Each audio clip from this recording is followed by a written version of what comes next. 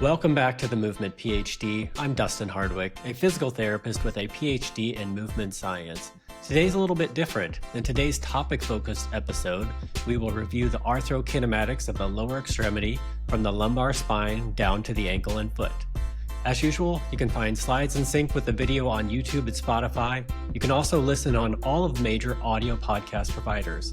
If you prefer to read, you can find the slides and notes with a summary on my Substack. Now that we have our slides pulled up, let's get started with lower extremity arthrokinematics. Before we get to arthrokinematics of the lower extremity, let's review the planes and axes of motion. The first plane is that sagittal plane, so it divides the body into left and right halves. So movements that occur in this sagittal plane are flexion and extension, and they move about that mediolateral or lateral axes. The second plane is our frontal, sometimes called the coronal plane, so it divides our body into front and back halves. The movements that occur in the frontal plane is abduction, movement away from midline, adduction, movement towards midline, and that movement occurs about an anterior-posterior or AP axis. Our final plane of movement is that transverse or horizontal plane, so it divides our body into top and bottom halves. It is movement such as rotation, so internal and external rotation, and that movement occurs about a vertical or a longitudinal axis. Let us also review the difference between osteokinematics and arthrokinematics. Osteokinematics, those are motions of the whole segment that occur in those three cardinal planes that we reviewed on the slide previous to this. So examples of osteokinematic motion, again, flexion, extension, flexion towards the anterior, extension towards the posterior part of the body in that sagittal plane, abduction, adduction, abduction away from midline, adduction towards midline, and internal and external rotation in that horizontal or transverse plane. Arthrokinematics, on the other hand, these are small motions that occur between the articular surfaces of the joints themselves. So these are motions that you can't visualize with the naked eye. You can see an osteokinematic motion, you can see flexion of the hip, but you can't see this roll, this glide, this spin, these arthrokinematics. So while you can't see them, they're just as important for healthy movement as the osteokinematic movement itself. Arthrokinematic motions include spin, roll, and glide. Spin is pure rotation. It's about the long axes, so there is no translation involved with spin. Roll includes rotation and translation. So roll is just like the tire of your car on the road. So it's going to be rotating, which is causing translation. Glide, that's translation only. So think about scooting a box along the floor. That's an example of glide. And all of these motions occur within the joints themselves. When you have a combination of roll and glide within the joint, so your femur moving on your tibia is an example of a joint that has a combination of roll and glide, there's an important rule that we must follow. When you have a convex, so rounded surface, like the end of your femur, moving on a concave or disc-shaped joint, like the tibial plateau, the roll and the glide is going to be in opposite directions. So for knee extension and closed chain, the roll is going to be anterior, but that glide is going to be posterior. However, when we have a concave surface, like a disc-shaped surface, like the tibial plateau, moving on a convex surface, like the distal end of the femur, now the roll and glide are both going to be in that same direction. So for open chain knee extension, it's going to be a roll anterior and a glide anterior.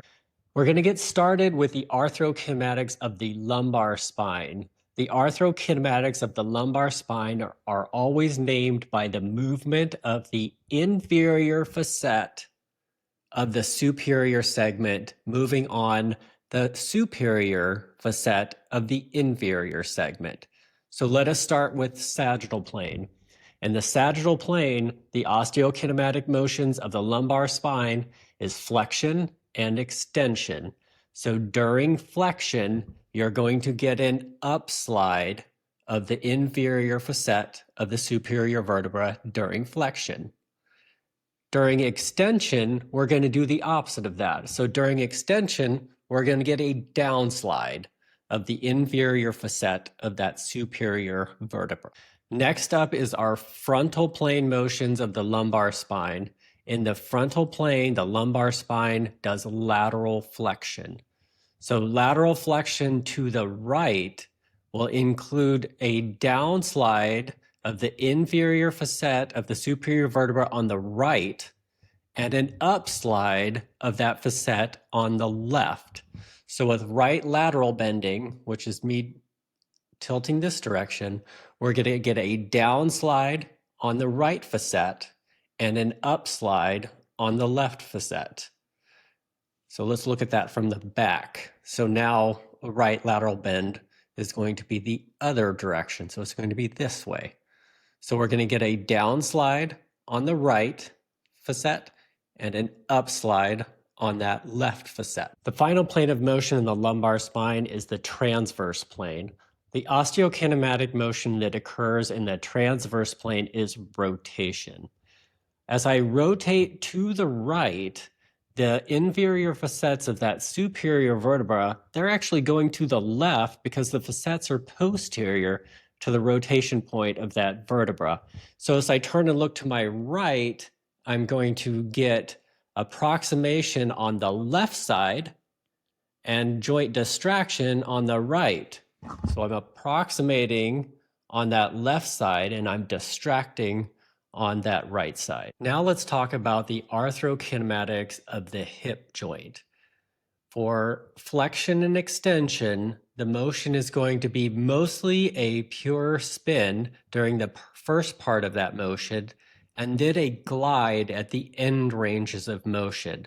So for open chain hip flexion, as the hip goes into flexion and it's named by the superior articulating surface of that femur, as I flex my hip, just like that, you are spinning posterior until you get to the very end range motion, and then there's a little bit of posterior glide as well.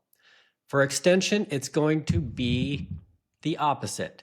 As I extend my hip, that spin based on the superior part of that femoral head is going to be anterior.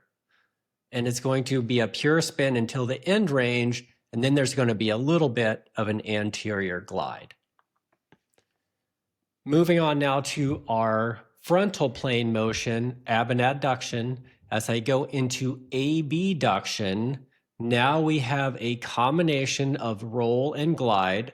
We have a convex femoral head moving on a concave acetabulum. So therefore, we get a superior roll and an inferior glide. So it's rolling superior because that roll is based on the segment moving. So a roll superior and an inferior glide. Adduction is going to be the opposite. Now we're moving our leg towards midline. So it's going to be an inferior roll.